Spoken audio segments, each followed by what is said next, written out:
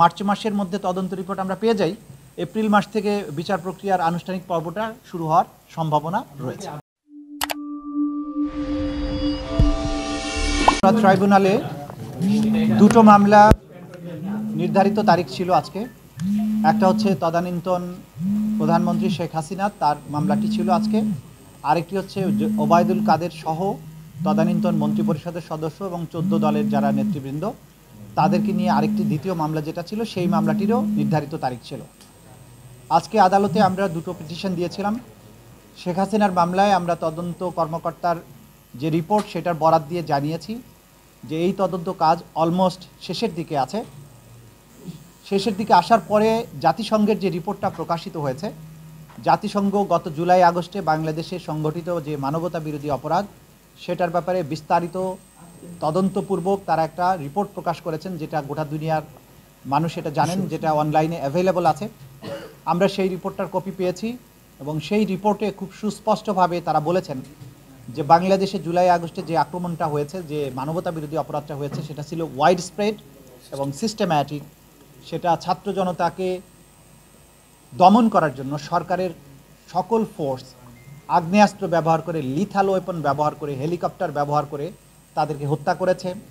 সেখানে gender based violation হয়েছে, specifically শিশুদেরকে টার্গেট করে গুলি করে হত্যা করা হয়েছে, নারীদেরকে টার্গেট করা হয়েছে।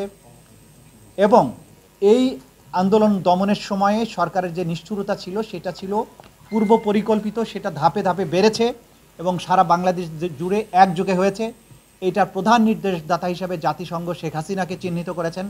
তার সাথে তদানীন্তন স্বরাষ্ট্রমন্ত্রী আসাদুজ্জামান কামাল, আওয়ামী লীগের সাধারণ সম্পাদক, তাদের নির্দেশের কথা বলা হয়েছে, তাদের অর্ডারের কথা বলা হয়েছে।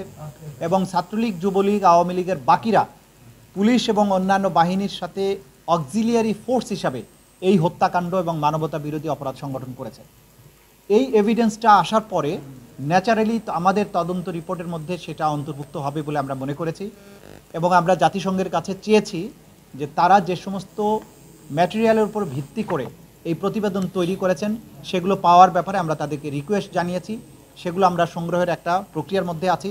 যতটুকু পাওয়া যাবে সেটাকে আমরা তদন্ত রিপোর্টের সাথে সংযুক্ত করব। যেহেতু জাতিসংঘের মতো একটা বিশ্বের সবচাইতে বড় আন্তর্জাতিক সংগঠন, যাদের বাংলাদেশের কারো পক্ষে কোনো পলিটিক্যাল বায়াসের কোনো কারণ নেই, তারা যেহেতু গণহত্যার ব্যাপারে সুস্পষ্ট একটা রিপোর্ট দিয়েছে, এইটা আমাদের মামলা প্রমাণের জন্য একটা বড় এভিডেন্স হিসেবে কাজ করবে। এই কারণে আমরা 2 মাসের সময় চেয়েছিলাম। আদালত আগামী 20 এপ্রিল এই পরবর্তী তারিখ নির্ধারণ করেছেন। এই সময়ের মধ্যে তদন্ত রিপোর্ট যাতে পাওয়া যায় সেটার ব্যাপারে বলেছেন। আমরা বলেছি যে আশা করছি আমরা এর আগেই তদন্ত রিপোর্ট দাখিল করতে পারবো। আদালত যেটা বলেছেন যে তাড়াহুড়া করতে গিয়ে তদন্ত রিপোর্ট যাতে কোনো ত্রুটিপূর্ণ না হয় সে ব্যাপারেও খেয়াল রাখবেন। আমরা এটা কোর্টকে জানিয়েছি। মানবতা বিরোধী অপরাধ হচ্ছে বিশ্বের সবচাইতে বড় অপরাধ এবং এটার তদন্ত প্রক্রিয়া বিশ্বের সবচাইতে জটিল এবং কমপ্লেক্স।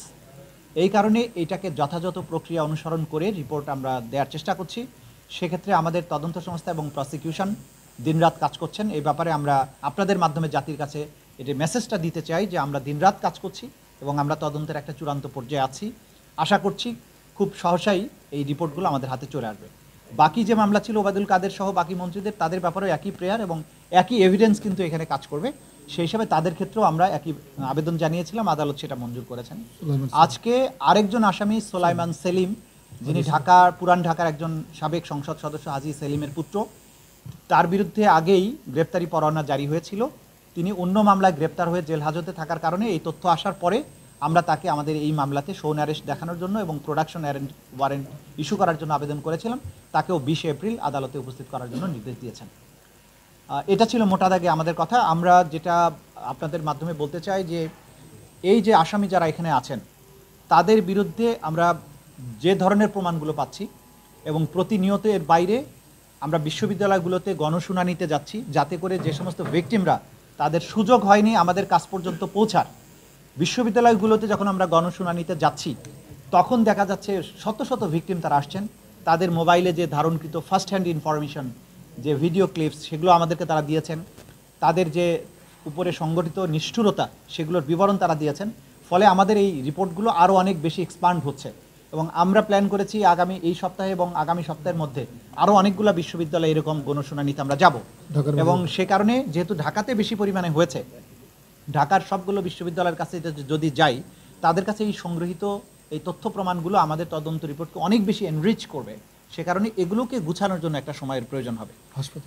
হাসপাতালগুলোর থেকে আমরা বুলেটগুলো জব্দ করেছি, যেগুলো শহীদদের গা থেকে বা আহতদের শরীর থেকে অপসারণ করা হয়েছে অপসারণের মাধ্যমে, সেগুলো জব্দ করা, সেগুলোর ফরেন্সিক করা, সেগুলোর কাজ আমাদের চলমান আছে। এবং জাতিসংঘের রিপোর্টের সাথে এটার কিন্তু মিল আছে যে কোন ধরনের আগ্নেয়াস্ত্র থেকে গুলি করা হয়েছে সেগুলো আমরা পাচ্ছি।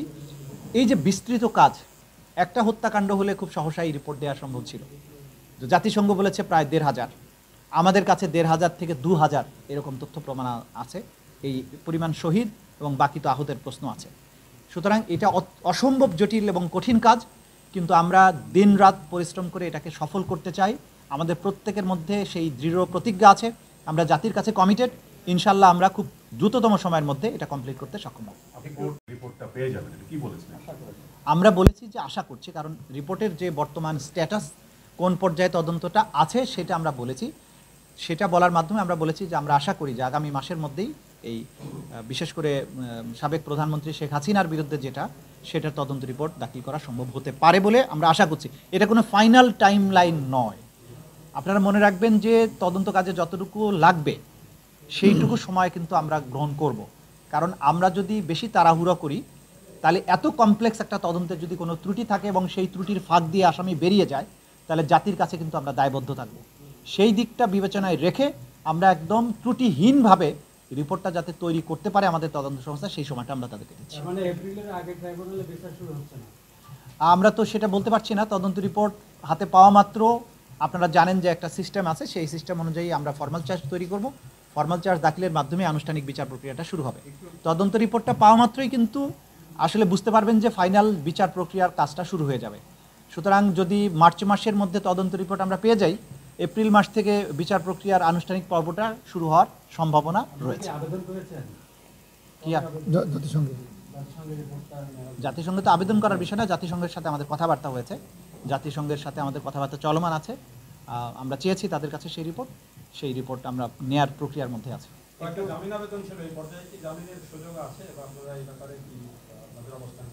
আবেদন করেছেন, আবেদন আগামী নির্ধারিত তারিখে শুনানির জন্য আসবে।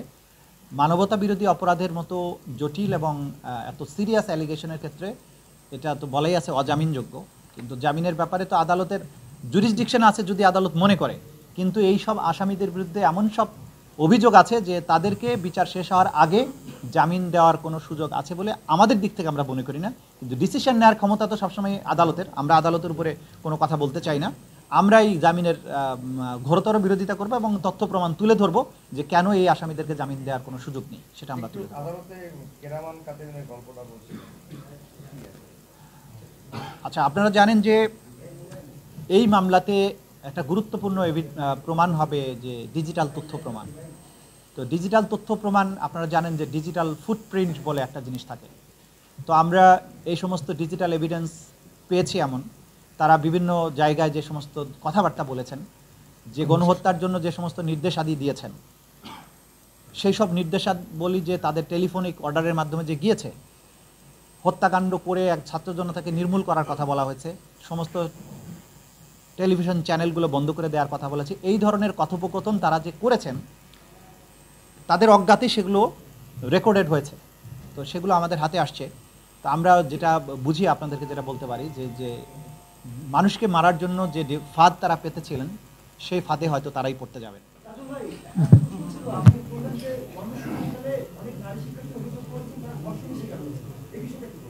না, এটা যা কোর্টে বলার বলেছি, তদন্ত কমপ্লিট হোক, আরও বিস্তারিত জানতে পারবেন। আমি কোর্টে যেটা বলেছি, আমাদের কাছে অভিযোগ আছে।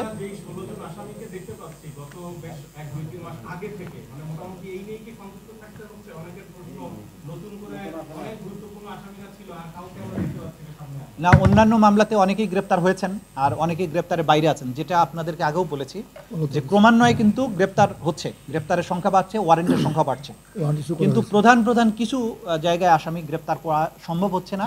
সেটা আইন শৃঙ্খলা রক্ষাকারী বাহিনী জানেন যে কেন সম্ভব হচ্ছে না। আমরা আশা করছি খুব সহসাই অনেক হেভিওয়েট আসামি যেগুলো আছে সেগুলো আস্তে আস্তে ধরা পড়ে যাবে এবং তারা বিচারের মুখোমুখি হবে। আচ্ছা, এখন পর্যন্ত মানে কতজন শহীদের সংখ্যা মানে লিস্টেড হয়েছে, তালিকাভুক্ত করা হয়েছে? এইটা এত চূড়ান্তভাবে বলা যাচ্ছে না। জাতিসংঘ রিপোর্ট অনুযায়ী 1400+, আমাদের কাছে 1400-র উপরে আছে।